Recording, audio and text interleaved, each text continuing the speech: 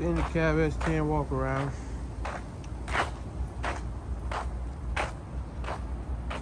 I started liking the extended cabs for some reason. I was always in the single cabs. And then seen this one and got this one. And I liked it ever since. But I do also own a single cab. Love it to death.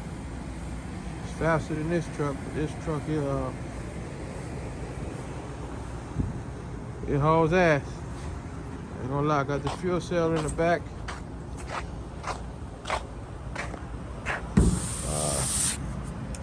Street racing channel. That's from YouTube. I watch them all the time. Dirty on the inside. We got small tack B&M shifter. We got the gauges down here, and run one fan right here, and I run the other switch over there. Okay. Up the hood.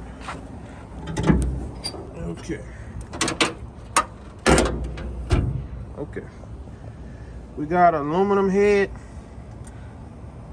355 small block, 750.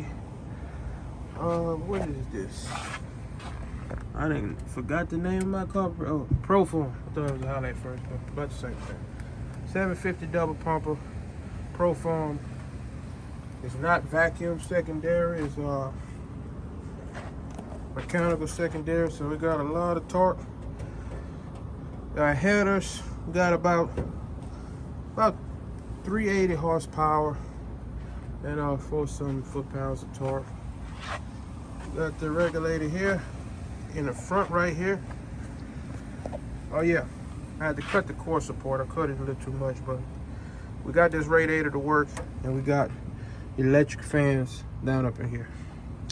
So no power steering, and it takes getting used to, but it ain't that bad. Maybe because it's a lighter truck, but it ain't that bad. But we got right up in here, can't see too good, we got a fan. You go to switch I rigged up, and that's on a transmission cooler. And right here we got another cooler. So I got 2 coolers on this transmission, and here got my fuel line set up to stop any vapor lock. And right up in here I got a fuel separator filter right up in there with the built-in orifice. It got 2 nipples on one side and 1 on the other one. And right here on this line right here, it's coming from the smaller nipple, 1/4 inch, and it's going back to the tank as a return. And I didn't know if it messed with your fuel pressure, and when I opened the valve all the way, this valve right here, my fuel pressure was dropped down and then it come back. But racing, I'm not too sure if you have enough fuel pressure. So what I did, I put a valve right here to, if I'm going to race somebody, I just close it down. That way I get all my fuel pressure. Or I just crack it halfway open, or a little bit open, to let at least some of the pressure off if I was to sit in traffic a long time. And it's been working perfect. Worked perfect. And I recommend, if you got a fuel cell, to have one of them by your fuel tank. That way if you ever got to change your line, all you have to do is turn it off and you can change your fuel line if your tank is full. That way you don't have to drain your tank. So I recommend putting one of those in the back. This worked right here for me in the front, and it works perfect. You know, this carburetor may be a little overkill for the setup. A 650 Avenger will probably won't run perfect on this setup, but I got this carburetor so it could kind of be universal to the other engine I got that's more powerful than this one, and it runs perfect on it. I got a 750 double pump on the other one. So that's what this is. So they're interchangeable, and I could just take it off of this one and put it on that one if I ever need to. So I hate buying stuff. I hate buying two different things.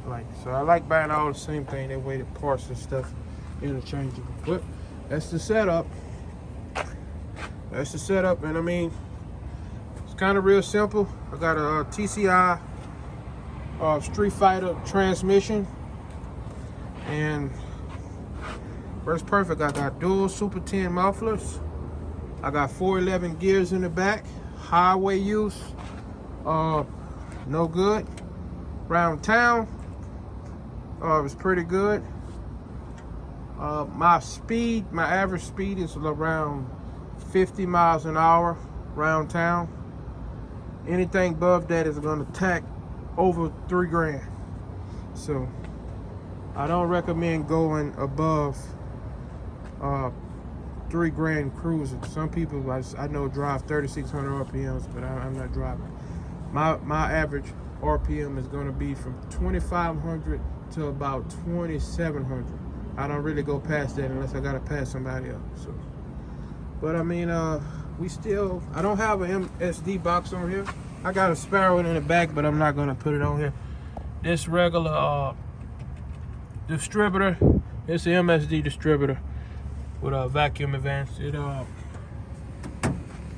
works perfect. So that's it. I got some Cobra 245 60-15s on there. So it's not like the ideal race tire like this 275 60-15, but I got 275 60-15s on the other truck. And we got a 2-inch cowl introduction hood. So, but that's it. That's how it looks. I'm in good truck. I made the bed cover for it. This is probably not the ideal bed cover you would want for yours, but this is plywood and marine vinyl. And I needed something to keep it down, so drilled the hole in it, put a washer in the boat over there. Same thing, washer and nut. Same thing. The stud stays under there. I got it bolted so it can just stick straight up. This here, I don't never take this off, so I got it bolted underneath, and it just stays on. So it's a 2-piece. And I put it in a 2-piece because my fuel cell sits here. And if it ever rains hard and water was to get in the gap, I didn't want it in a 3-piece or put this in over here. So if it rains hard, water can seep down in the bed. It's going to seep down in the bed, but it's not going to go to the top of my fuel cell and get water in the fuel cell if you got a gasket fail on top of the fuel cap. So, but nice little truck. I like it for what it is. Not planning on painting it. Just gonna keep it, what it is. Always keeping something to do with it. I'm not gonna LS swap it. If I was to LS swap one and have a clean look, it would be a nice, clean, almost dent-free S10. That's what I would use for that. But what it is, it's a 1996. And I don't know why I keep calling it S10. It's 1996 Sonoma. That's what this is. It's not an S10. But what I can tell you about these trucks, the Sonoma came with the 30 spline axle in the rear. And the S10s came with the 28 spline, 7.5. These came with the 30 spline, 8.5 10 volt. And the S10s came with the 28 spline, 7.5 10 volt. So this rear end is actually stronger than my other S10, but my other S10 has Moser axles that we put in it because I broke it, the previous ones on the track. As soon as I gripped, took off, ran a good pass, next pass after that, shredded the axle. So, but I should have put, the right stuff in it from the get-go. But I mean, hey, we live and we learn. We break shit and replace shit. So, but that's my setup. Thank y'all for watching.